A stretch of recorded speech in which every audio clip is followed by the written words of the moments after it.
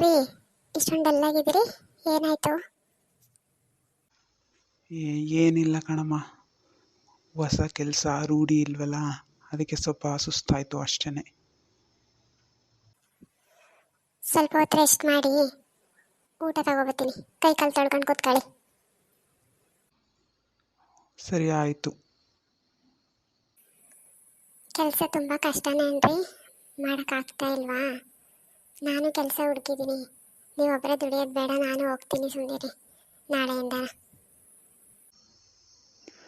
ಕಷ್ಟ ಏನೂ ಇಲ್ಲ ಕಣೆ, ಫಸ್ಟ್ ಅಲ್ವಾ, ಅದಕ್ಕೆ ಸ್ವಲ್ಪ ಸುಸ್ತಾದೆ ಅಷ್ಟೇ. ಎಲ್ಲವೂ ಚೆನ್ನಾಗಿದೆ, ಏನು ತೊಂದರೆ ಇಲ್ಲ, ಎಲ್ಲರೂ ಸಪೋರ್ಟ್ ಮಾಡ್ತಾ ಇದ್ದಾರೆ. ನೀನೇನು ಕೆಲ್ಸಕ್ಕೆ ಹೋಗಬೇಡ, ಮನೇಲಿರು, ಎಲ್ಲವೂ ಚೆನ್ನಾಗೈತೆ, ಏನೂ ತೊಂದರೆ ಇಲ್ಲ.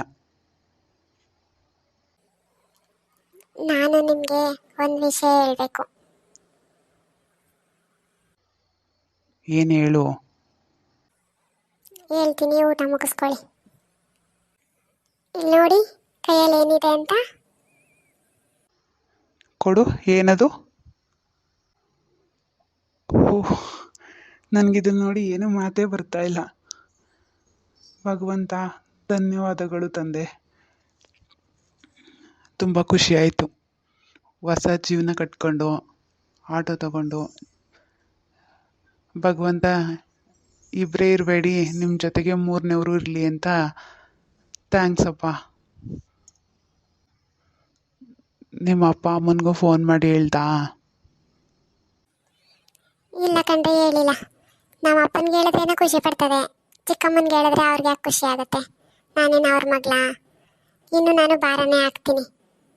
ಇವಳಿಗೆ ಬೇರೆ ಎಲ್ಲ ನಾನೇ ನೋಡ್ಕೋಬೇಕಲ್ಲ ಅಂತ, ಅದಕ್ಕೆ ನಾನು ಇನ್ನೂ ತಿಳಿಸ್ಲಿಲ್ಲ. ಅಪ್ಪನಿಗೆ ಹೇಳಿದ್ರಾಯ್ತು ನಿಧಾನಕ್ಕೆ ಅಂತ. ನೀನು ಯಾರಿಗೂ ಭಾರ ಆಗಬೇಡ, ನಾನಿರೋವರೆಗೆ ನೀನು ಆರಾಮಾಗಿರು. ನೀನು ನೋಡ್ಕೊಳ್ಳೋ ಜವಾಬ್ದಾರಿ ನಂದು. ಎಂಥ ಖುಷಿ ವಿಷಯ ಹೇಳಿದೆ. ನನ್ನ ಫ್ರೆಂಡ್ಗೆಲ್ಲ ಸ್ವೀಟ್ ಹಂಚ್ಬಿಟ್ಟು ಬಂದ್ಬಿಡ್ತೀನಿ. ಬೇಡ ಕಣ್ರಿ, ಇವಾಗಲೇ ಹೇಳೋದು ಬೇಡ. ಇನ್ನು ಸ್ವಲ್ಪ ದಿನ ಲೇಟ್ ಆಗಲಿ, ನಿಧಾನವಾಗಿ ಹೇಳಿದ್ರಾಯ್ತು. ಸರಿ ಆಯ್ತು ಬಿಡು, ನೀನು ಯಾವಾಗ ಹೇಳುವಂತೆ ಆಗಲೇ ಹೇಳ್ತೀನಿ. ನನ್ನ ಕತೆ ನಿಮಗೆ ಇಷ್ಟ ಆದರೆ ಒಂದು ಲೈಕ್ ಮಾಡಿ. ನಿಮ್ಮ ಸಪೋರ್ಟು ನನಗೆ ತುಂಬಾ ಮುಖ್ಯ. ನನ್ನ ಚಾನಲ್ನ ಸಬ್ಸ್ಕ್ರೈಬ್ ಮಾಡ್ಕೊಳ್ಳಿ. ಮುಂದಿನ ಎಪಿಸೋಡಲ್ಲಿ ನನ್ನ ಕತೆ ಇನ್ನೂ ಹೇಗೆಲ್ಲ ಮುಂದುವರಿಯುತ್ತೆ, ನನ್ನ ಲೈಫಲ್ಲಿ ಹೆಂಗೆಲ್ಲ ಘಟನೆಗಳು ಬರ್ತವೆ, ಏನೆಲ್ಲ ಕಷ್ಟ ಅನುಭವಿಸ್ತೀನಿ, ಅದನ್ನು ನಾನು ನಿಮಗೆ ತಿಳಿಸ್ಕೊಡ್ತಾ ಹೋಗ್ತೀನಿ.